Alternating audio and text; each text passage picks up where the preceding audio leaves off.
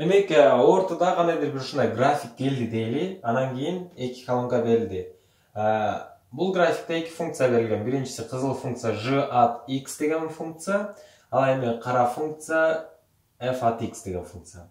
Эгерде f at x-ка аргументке 3 берсек, ошол функциянын майнысы чоң болобу же j at x функциясына x аргументине 3 берсек, ошол функциянын майнысы чоң болобу деген суроону карайлы. Эң биринчи бул жактан кесилишкен жерине майны берели.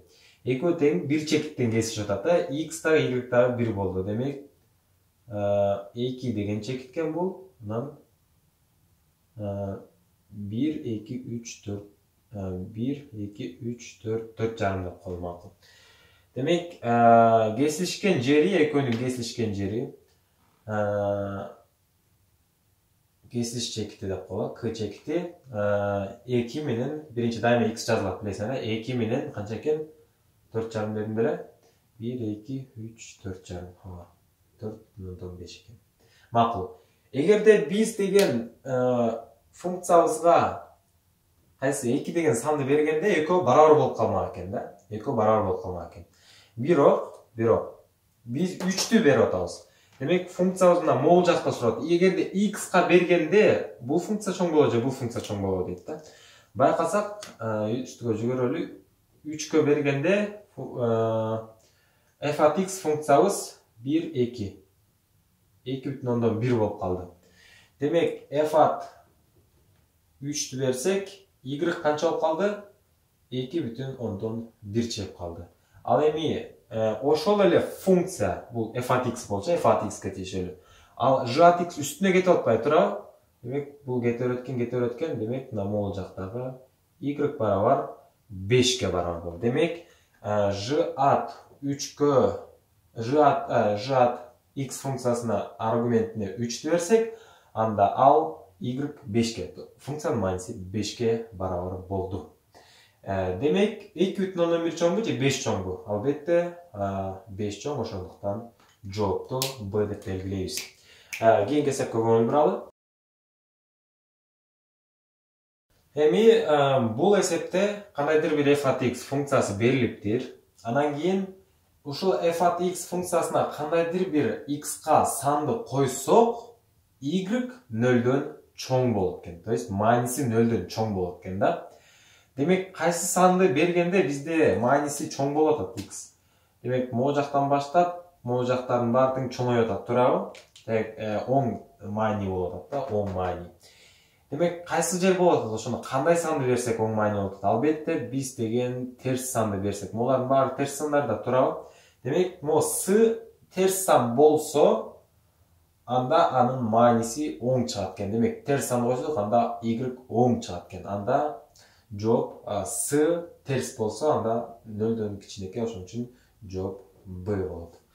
Кийинки эсепке көңүл буралы. Демек бул эсепте ушул графикти карап туруп, ушул айтылыштардын кайсынысы туура экенин табышыбыз керек. Бул график парабола деп аталат. Бул деген квадраттык теңдемени графиги деп аталат. Квадраттык теңдеменин графиги ушундай болот, парабола.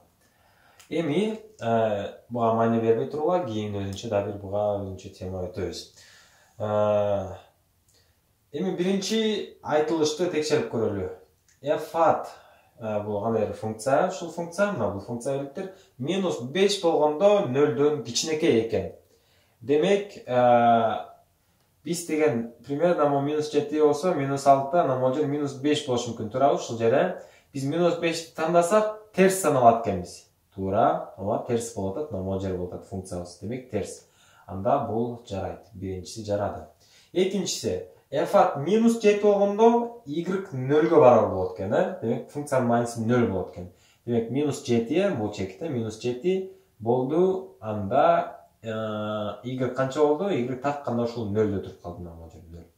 Демек бул айтылыштагы туура. Экинчиси, f at 0 болсо, x-ка 0дү берсек, могул жер 0дү берсек, y 3 болот. Функциянын майнысы 3 болот экен. Могул жерде болуш керек экен да, могул функция ушул жерде деп айтып атат. Бирок бул 0 болгондо бул жерде турган жок. Бул -5 болуп атат 0 болгондо. Ошондуктан бул айтылыш жарабайт. Демек бизде биринчи жана экинчи айтылышты туура деп көрөбүз. Кийинки эсепке өттүк анда.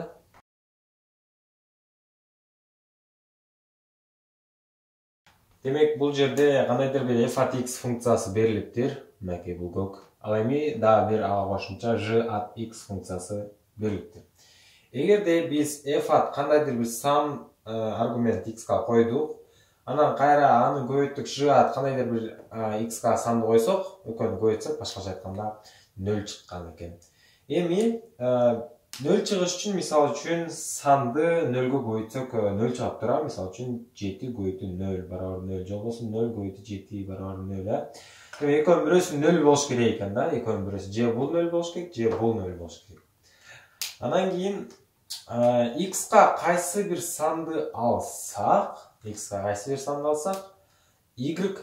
чыгыш керек экен. Туурабы? Мына бул жерде x-ка бир санды алабыз, анда 0 чыгыш керек. Ошондо кайсы санды ала алабыз? Демек, y кайерден 0 болуп атат могул жерде? Функциянын майысы кайерден 0 болуп атат? Бир эле жер бар экен, мына могул эле жер экен. Демек, x минус 4-тө, башкача айтканда, f at минус 4 болгондо, ушул функция f at минус 4 болгондо, x-ка минус 4 болгондо y канча экен? 0 болуп калды. Үстүгө астыга чыкпай, такыр ушул жерде туруп калды. Барабар 0 болду. Демек, ал эми g at минус 4-тө, g at минус 4, эми g atты карайлы. Демек, минус 4-тө бул деген бул жер болуп калабы? 2-ге барабар экен. Демек, f at минус 4, ошондо a барабар минус 4 экен. 0 болду бул, көбөйтүү 2 барабар 0. Ошондо a барабар канча экен? A барабар минус 4 экен. Оң эле эсептерди чыгарып койсок болот экен. Биздин сабагыбыз ушуну менен жыйынтыкталмакчы. Кийинки сабагыбыз жаңы амалдар болот. Аларды дагы түшүндүрүп бергенге аракет кылам. Алар өтө оңой эле нерсе. Анан кийин ошентип функцияларды жыйынтыктап кайра математиканын, башкача айтканда алгебранын башка бөлүмдөрүнө киришебиз. Силер менен Элдин Сыймы болду. Кийинки сабакта көрүшкөнчө кош болуңуздар.